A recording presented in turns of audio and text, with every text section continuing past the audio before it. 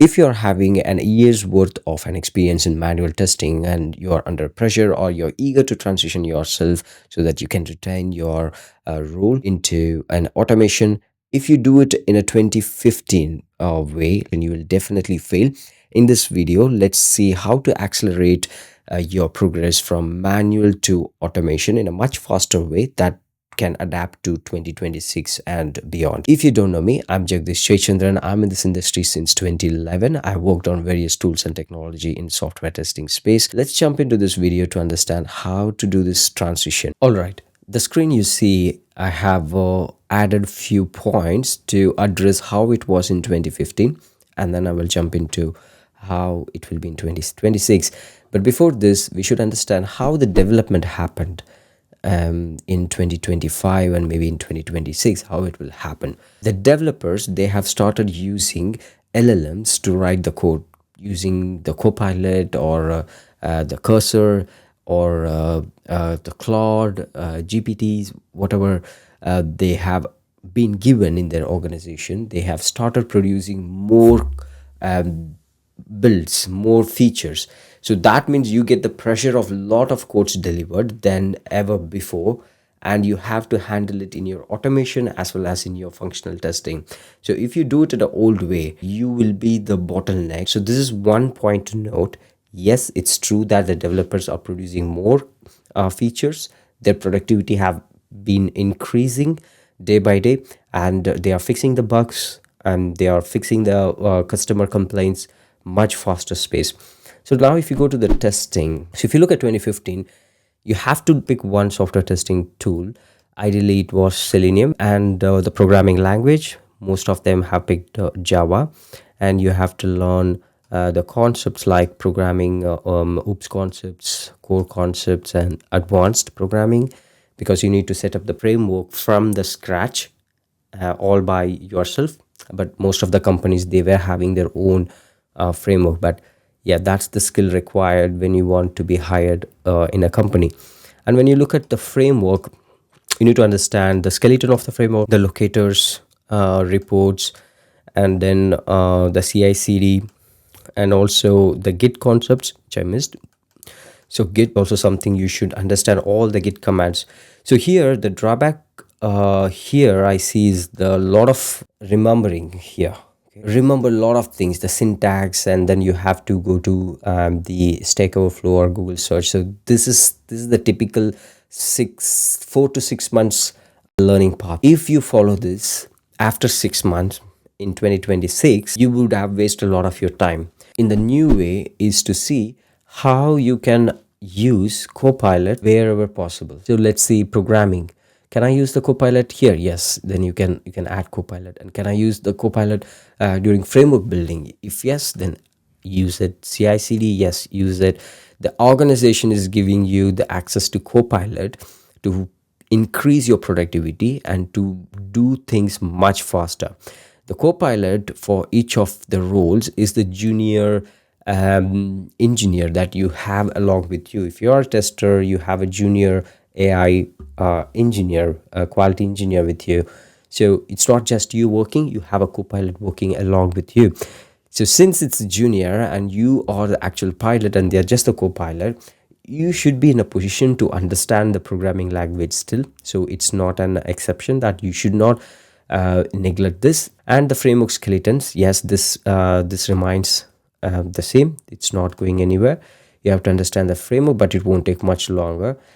On top, but the one thing that we are removing here is remembering. You don't have to remember the syntax, you don't have to remember the programming or constructors or whatever, but you should know the core concepts of programming. That means you spend like a month or two to understand the programming concepts. But in future, I think it's all maybe the LLM based coding. You may not require to even know such concepts. You may just write in a BDD and it will execute. I'll come to that point, but for now, yes, pick one programming language. If you are using the, if you are going to go with Selenium, I would say go with Playwright, because the reason is, if you look at the Selenium and Playwright comparison, I've pulled here. Playwright nowadays has a lot of AI features enabled. One is the code gen. It is record and play, and it has MCP servers which can do the testing for you. You don't have to write a code. All you have to produce is the BDD, and it can do the testing for you and give you the results along with the report. So that is amazing. And if you look at the Selenium, it's everything is you have to set up the Chrome drivers. If it changes, you have to update the Selenium manager we use, and there are a lot of flaky tests and complex setup and maintenance. So this is much faster. You don't need to set up the framework actually on Playwright. They have the extension.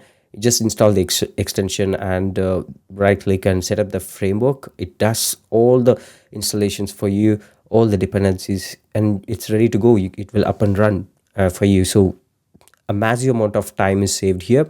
So I will definitely recommend Playwright. In terms of language, it's up to you. I recommend TypeScript because that goes well with Playwright. Even most of the Playwright tutorials from Microsoft in their channel, they were using TypeScript. So it's the option that I would recommend. But if you have not learned any programming language before, go with Python. But I don't think it matters much. You can pick any programming language, understand the core concepts. That's more than enough. We are not in a time where you complete this programming language first and then start learning automation. We are definitely not in that era anymore. So I would personally replace Selenium with Playwright. And if it's a mobile, I forgot about the mobile, then go with the APM. And in APM, you should understand again the framework structure. You cannot unfortunately replace this. And the main skill that you need to focus on, I would suggest before you learning any of this, is start using the LLM models and start learning prompting, because it's the skill that if you remember in Google, if you want to search anything, if you are good in searching, you may get the answer in minutes. But if you're bad in searching, you will end up losing a lot of time in figuring out the answer for that question. So the same goes here in the prompt as well. And no need to worry about, the advanced programming skills. I don't think it is needed. As long as you have core concept, you don't have to waste time, because if you spend learning all this, you will not complete your learning. You will not start working on automation. With just these skills, you should be able to start and actually do much better in automation. And if you have time, if you have interest, then explore this. But otherwise, as long as you get the job done, it's fine. That is 2026 and beyond. And if you look at the skills that you need to add, number one is prompt engineering. As I have already mentioned here, prompt engineering is something you should add. The reason is it will help you to stop memorizing the syntaxes, as I said, because if you know right prompting, you can get the answer from AI. So prompt engineering is context-aware prompt engineering. Learn what is constraint, what is chain prompting, what is follow prompting, what are the formats that you can add in the prompting. And the second one is natural language test. The NLP is again the popular one, that is like, as I said, BDD. You should know how to write the BDD test cases, because it's going to be from BDD to test automation. On top of the skill 1 and skill 2, there are 3 more skills.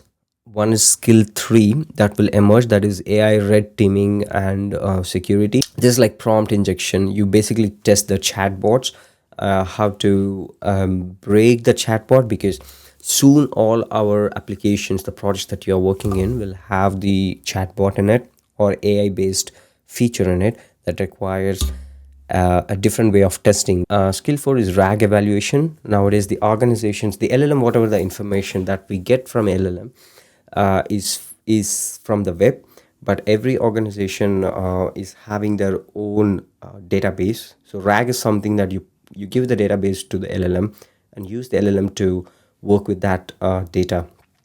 So RAG evaluation would be another testing that might require in testing space. And the last one is visual AI, like Applitools and others, where you have to validate the visual UI UX template with the actual outcome of the app at the end. So these are the skills that you can add to your profile. but don't think or plan to be a Selenium based automation engineer or Playwright based automation engineer, because those are just the tools. But this AI, adapting this AI to your day-to-day work will matter most, and the new roles will emerge, like maybe AI a quality engineer or AI quality architect, and QA DevOps if you add the cloud skills. I've also posted my in my previous video about 5 new roles that quality engineer can aim for. If you're interested, check out on the link above. And lastly, the certifications. You can pick the certifications. Some certifications are that I've put here are generative AI fundamentals. There are many generative AI based certifications which you can consider. And the other one is the ISTQB. It's a certified tester with generative AI. Hope you have got some clarity in this video of how to transition from a manual to automation using the AI certification, and what are the skills that will require to do the AI based testing.